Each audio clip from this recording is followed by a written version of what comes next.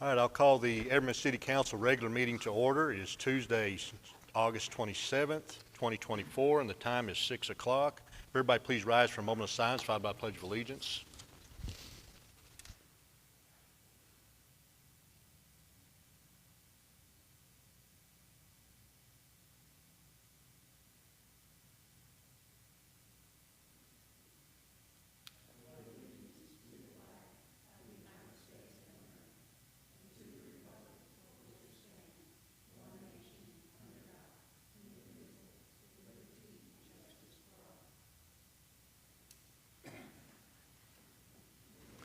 Okay, first item on the agenda is citizens' comments. Seeing that we have none. Okay, discussion items. Item A, staff report, upcoming events and activities. All right. Good evening, Mayor and Council. I've got several updates for you. Our first one actually is one of the first events that's coming up is open enrollment. So I've got Mr. Rodney Dryden here with Hub.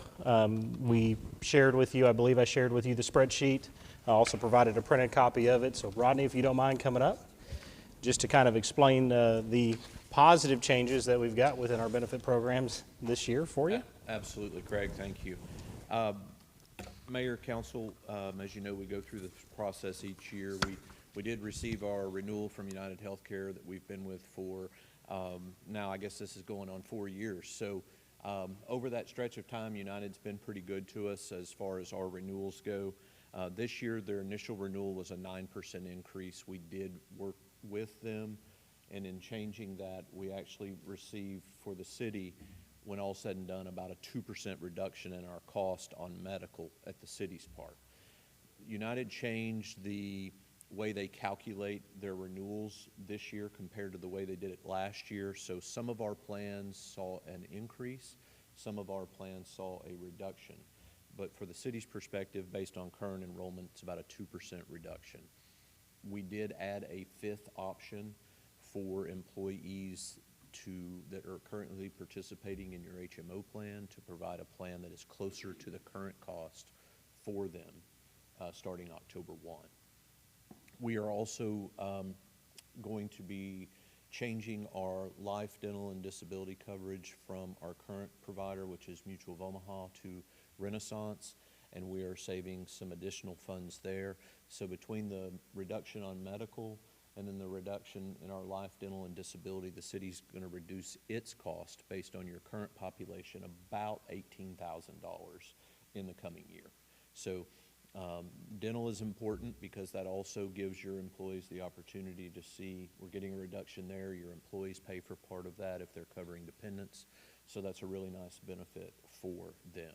So overall, plans are not changing dramatically. We are adding that fifth health plan, again, to give employees the opportunity to reduce their increase for the one set of employees that's on one of your programs now. Overall, again, a pretty positive picture, again, for the city. If you look at the last 6 years, we're averaging a minus 3.5% on benefits with no changes. So most recently, 0% overall this year, minus 2.5% last year, 0% the year before, and minus 13% the year prior to that. So the city of Everman has fared well over this period of time, and we'll continue to keep a close eye on things. And I appreciate Craig and everyone for making sure that they're staying on top and they make themselves available to me for meetings, planning, and so forth. So thank you for that. I think one thing to highlight too is we shouldn't get too comfortable. The health insurance market, as Rodney can share with you, is very volatile. It tends to fluctuate up and down. We've seen tremendous positive trends over the last 6 years.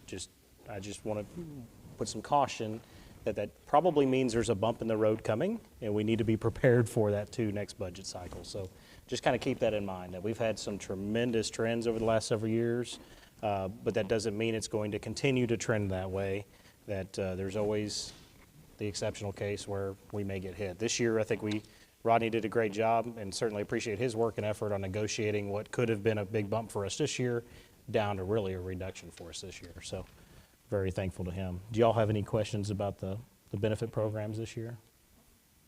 Thank you. That was quick and easy, Rodney. See? That was easy. Thank you. Y'all have a good night. Next on events, we've got several different upcoming ones I wanted to share with you. First and foremost, we have our September 11th Remembrance Walk. That is going to be on Wednesday, September 11th. We are once again partnering with the City of Forest Hill Police, and Forest Hill Fire to do this. This is it's not a very formal event. It's more of just a gathering of individuals to come out to our Memorial Park and remember those that fell on 9/11.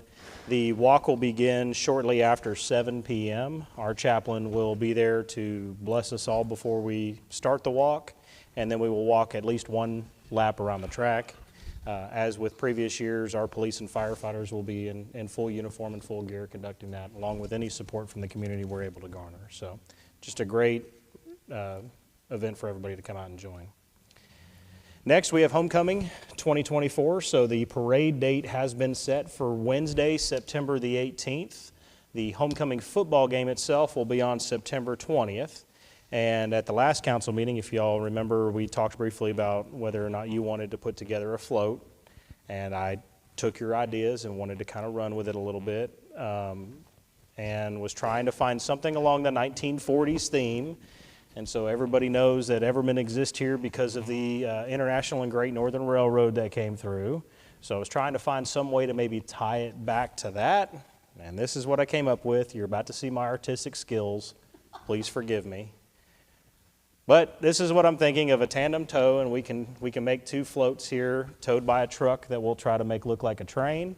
We'll decorate it up to kind of replicate the International and Great Northern Railroad that'll be able to carry the council on board if that's something you're okay with.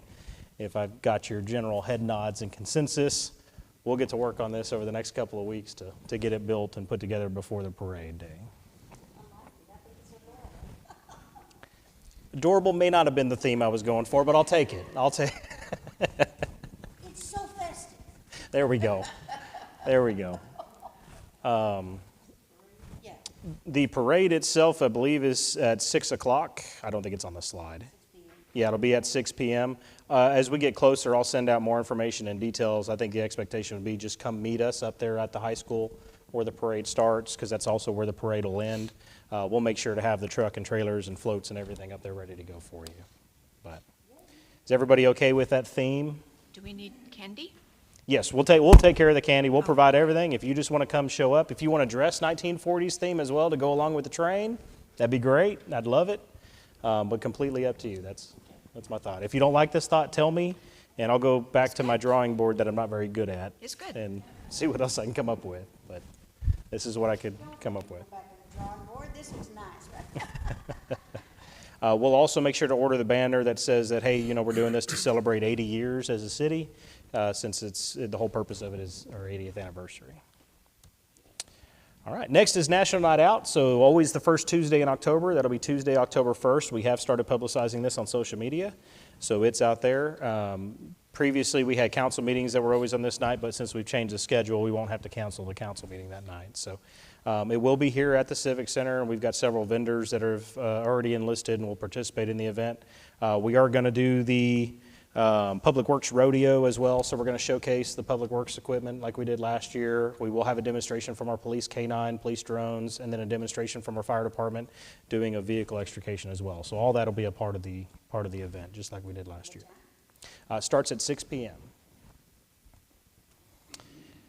And then Battle of the Badges. So we're doing this again this year. Last year, the fire department won. Boo.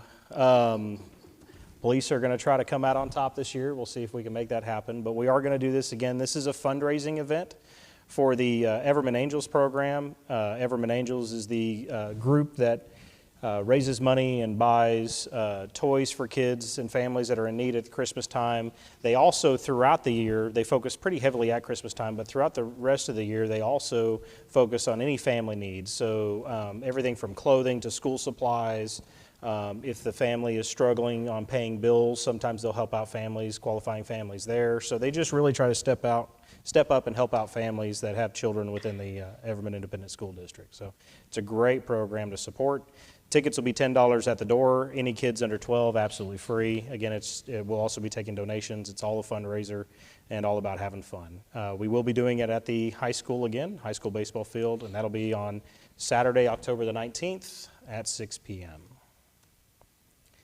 And then our Halloween festival, I talked a little bit about this at our last meeting. We are partnering with Timberview Farmstead this year. That'll be on Thursday, October 24th. We do already have more than 30 vendors that have signed up to be a part of this, so we've got a great turnout already signing up. We're drumming up a lot of excitement with it being at the farm. I think that's going to be a great location and really expand this event over years past. So we're getting great participation from the community and looking forward to this one. Your sign out in front is very hard to read. It's dark.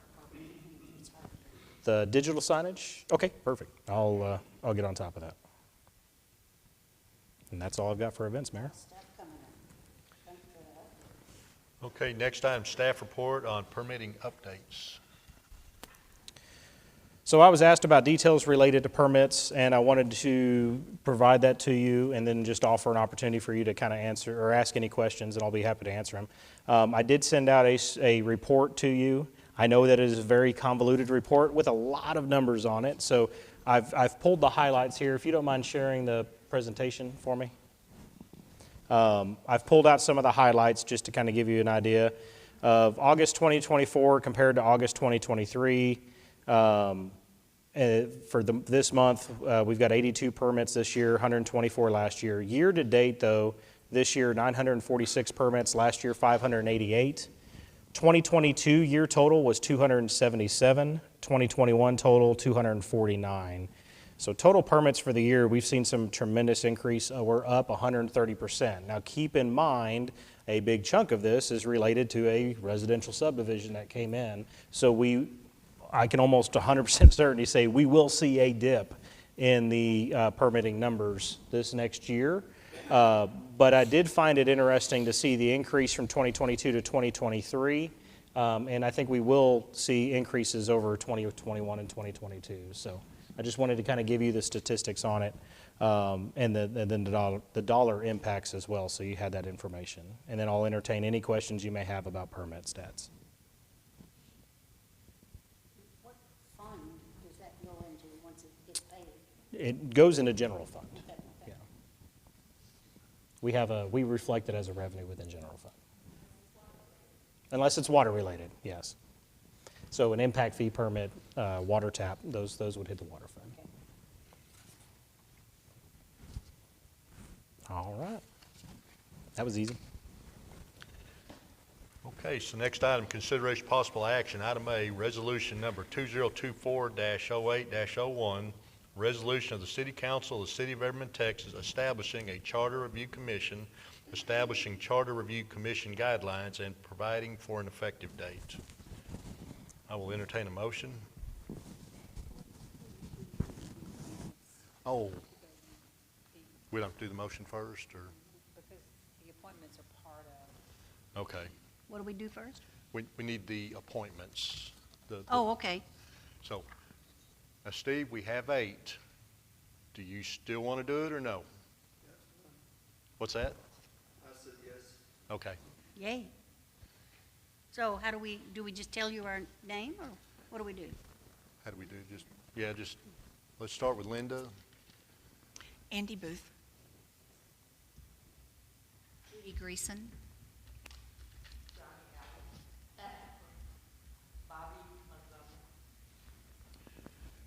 Janet Ward. Oh, who's that? Janet Ward. Okay. Steve Tyndall. Burgos. Sophia Burgos. Mindy, are you getting all those? Some of them, but they're on the record. Might want to make sure, because I don't think all the mics are on. You have 6? Andy Booth. Do we do three? The first 3. Linda was Andy Booth. Judy Greason. Bobby Montgomery.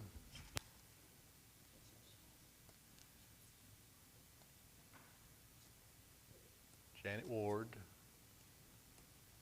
Did you get Steve?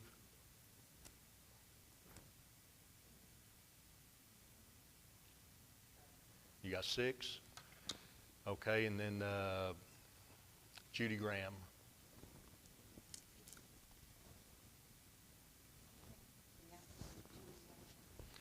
Okay, now I'll entertain a motion.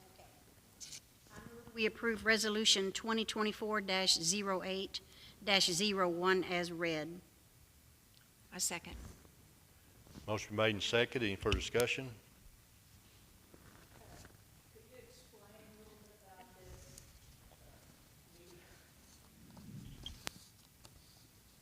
Just a brief, what is the committee going to do? Yeah. Yeah, go ahead. You want to get your mic? Just- The city is allowed every 2 years to propose charter. Better? Is that better? The city's allowed every 2 years to propose charter amendments by ballot proposition. So what most cities do, and some cities do by ordinance or by charter, they're required to have a charter review committee. But almost every city does it regardless. They appoint a charter review committee to provide input from the community. And that charter review committee will go over the charter with some designee from the city manager's office and a designee from the city attorney's office, and review it and make their recommendations at the end of that review of the entire charter. They'll make their recommendations to the council as far as ballot propositions that they would suggest be put to the voters. That doesn't mean that the council has to approve those or put them on a ballot, and the council also isn't limited to those. The council can hear from staff or on its own can approve other ballot propositions. But this gives the council the opportunity to hear from the community. Thank you. Steve, when the meeting starts, we'll be sure and walk you through it. You're not going to be the only one there that's... That thunder? Holy cow. Any other discussion? Would you poll the council? Place 1, Aye. place 2, Aye. place 3, place 4, place 5, Aye. place 6. Aye. Mayor, Aye. motion carried. Next item, item B, ordinance number 818, an ordinance of the City of Everman adopting an ad valorem tax rate for the fiscal year. What's that?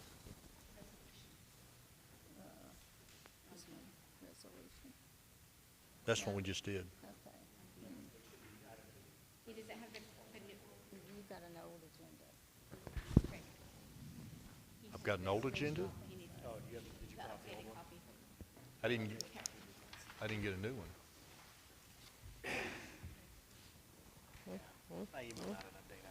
Did you? Yes, sir.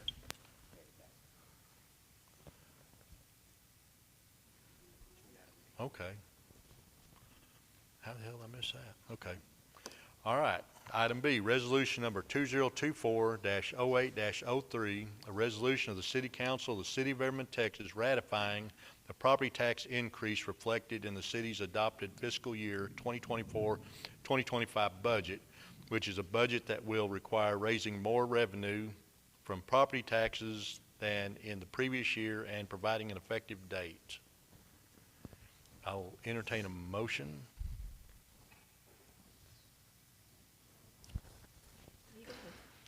I move we approve Resolution 2024-08-03 as read. Second.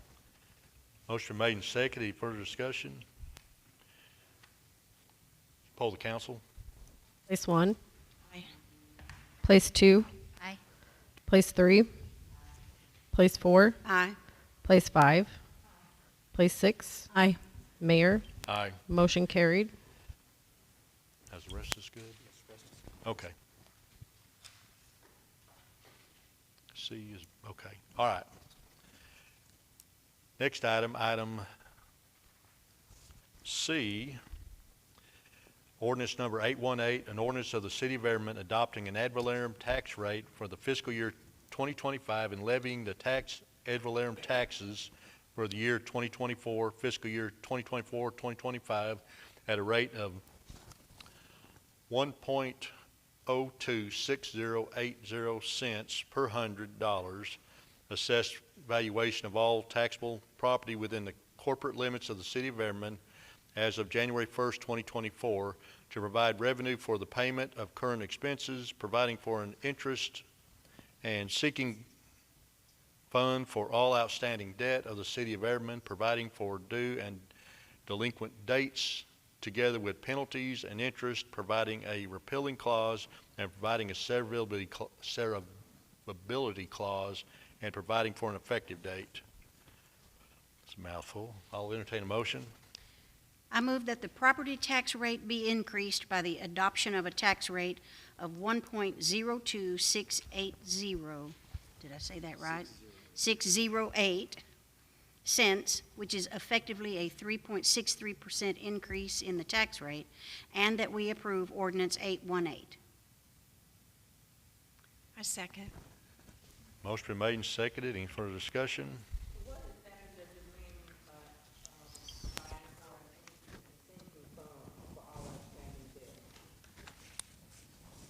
Do you want to take that one? It's on the bottom. Little tiny button on the bottom.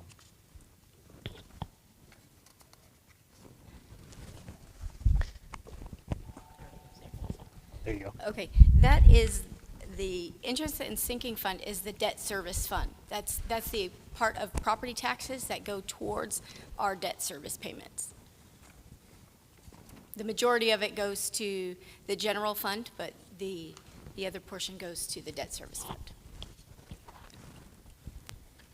Any other questions or comments? Mr. Poll, council. Place 1. Place 2. Aye. Place 3. Place 4. Place 5. Aye.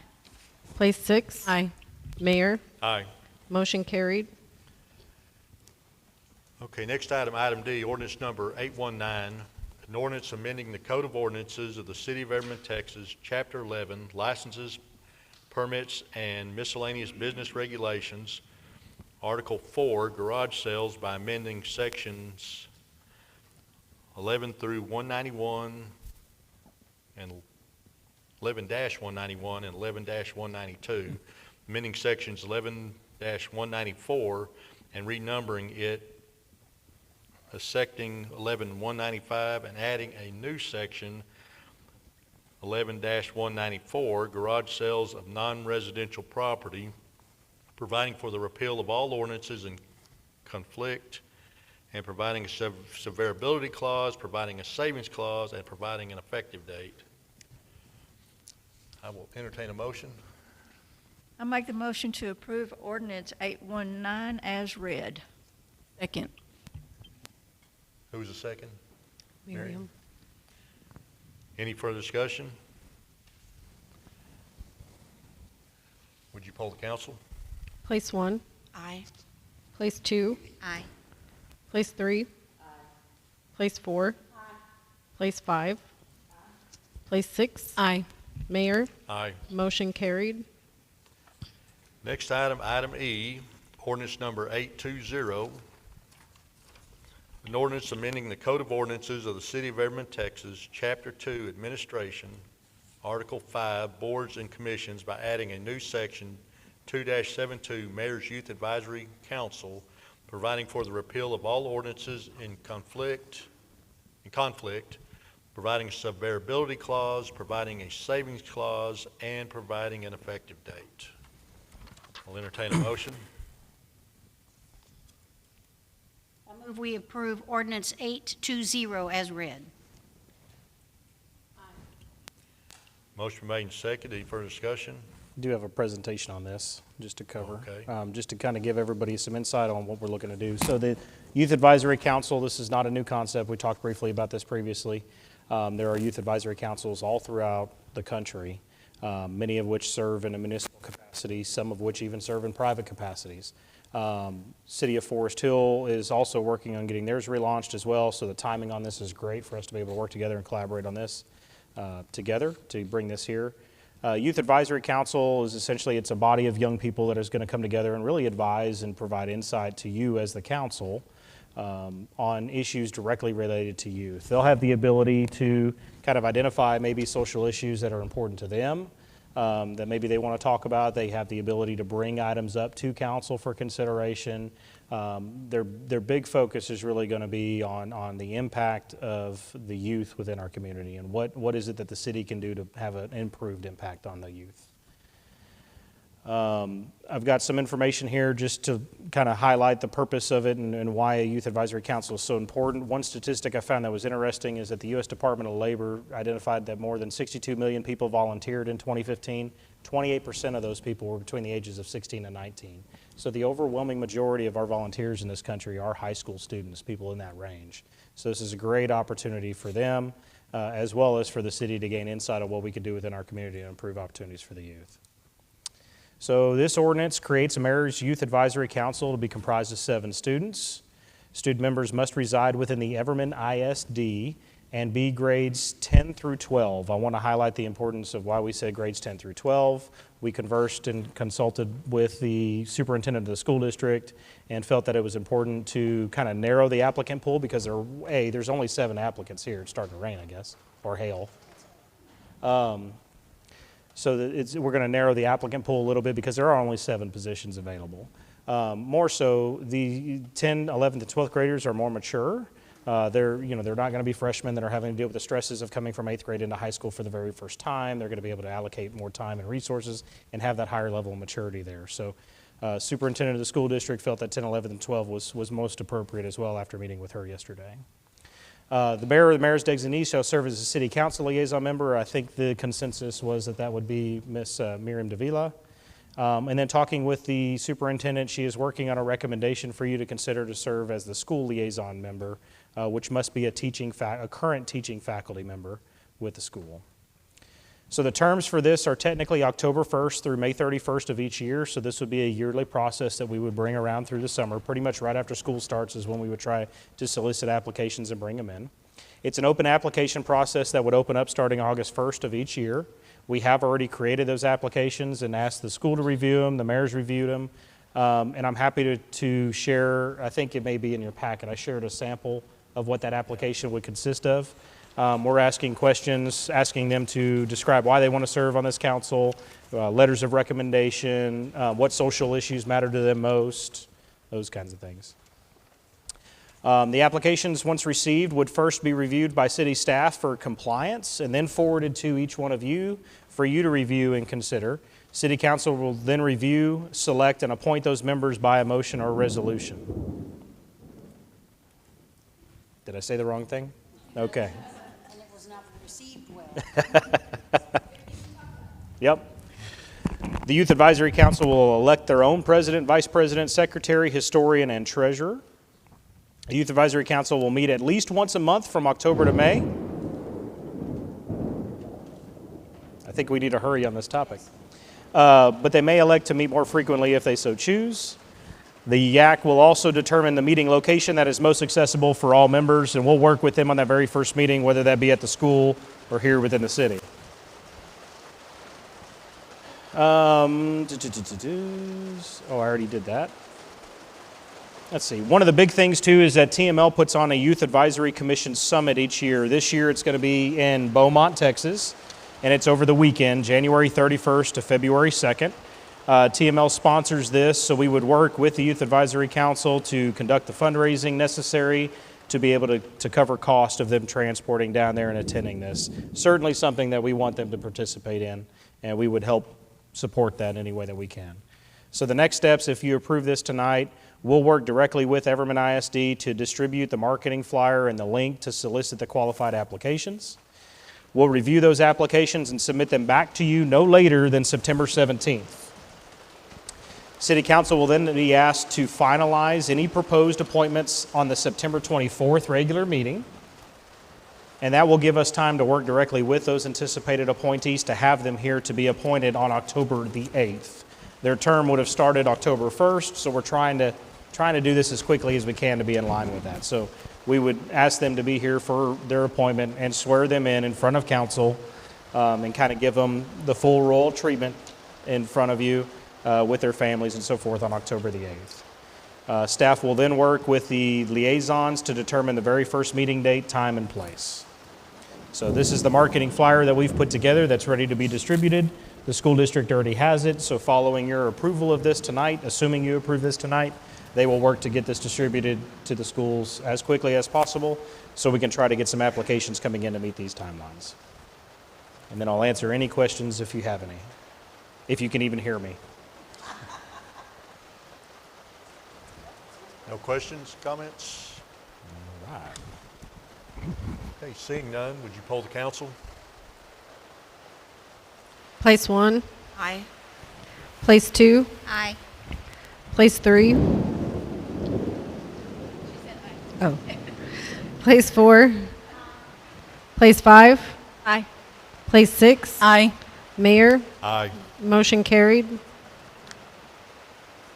Next item, F, actions concerning appointment to various boards, commissions, and committees.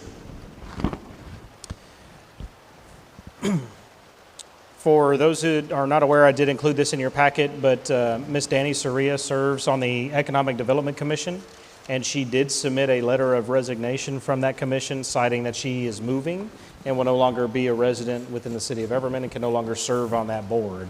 You certainly don't have to take action on this tonight, but I do have to report it to you. And if you do want to take action right now, you can, or you can choose to table this until the next meeting so you have time to consider who your next appointment's going to be. Well, I've had one person said they're interested, but I need to get them to fill out the documentation, so I think we need to wait till next meeting. Yeah, table it till next meeting.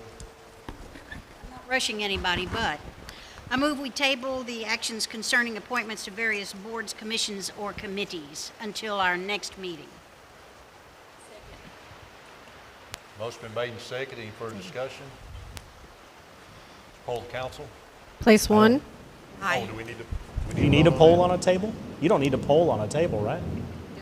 The motion was to table. You don't have to poll on the council. Okay, never mind. Never mind. Okay, city manager's report. I got nothing. Let's do it. Mayor's report, all I have is, those of you that know Mr. Ed Sonnenberg, he passed away last Friday.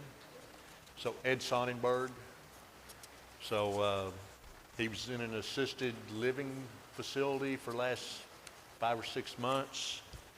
But